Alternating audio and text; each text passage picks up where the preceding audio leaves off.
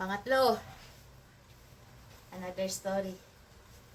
Ano akong kan? Tanga akong katanggalan ha. Yeah! Ang tanggalan ako ang kining cover. Ito ipakita itong kaseksihan.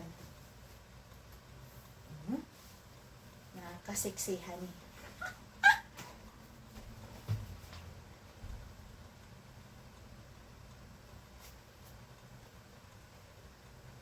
Tapos, story ta.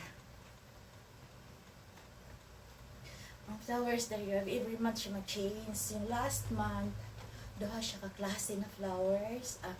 Kaya hand-dry giyaw, namin sa tuwa di ay. Tapos,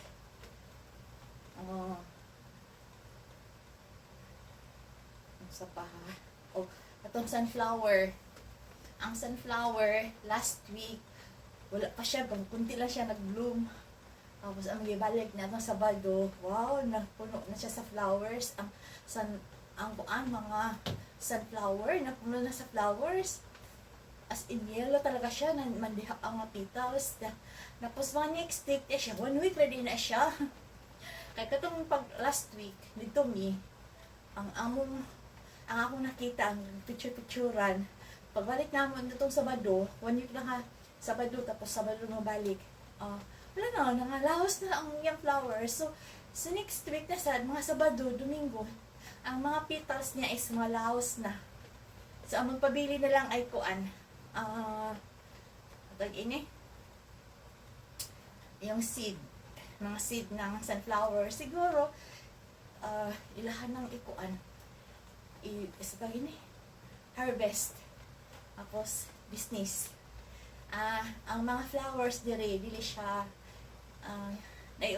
kasagaran is public government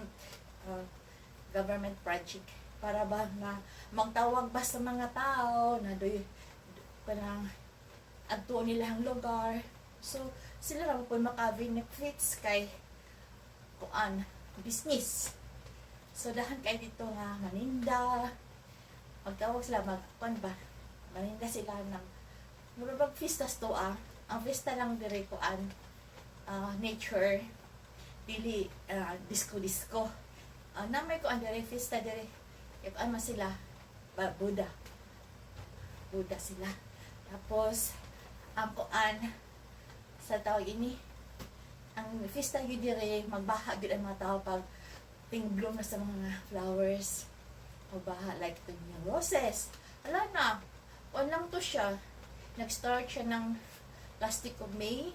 Tapos, naapaman karon pero gamay nangalawas na ba? So, 1 month lang talaga iyahang mga sa flowers.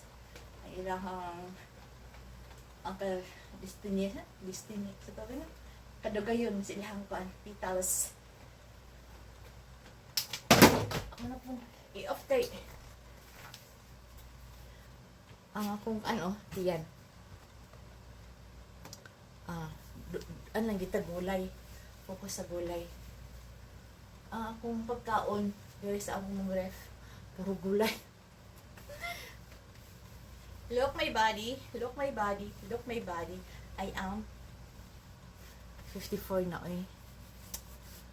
Gusto ko mabalik sa basa. Ini. Mabalik akong lawas sa pagka.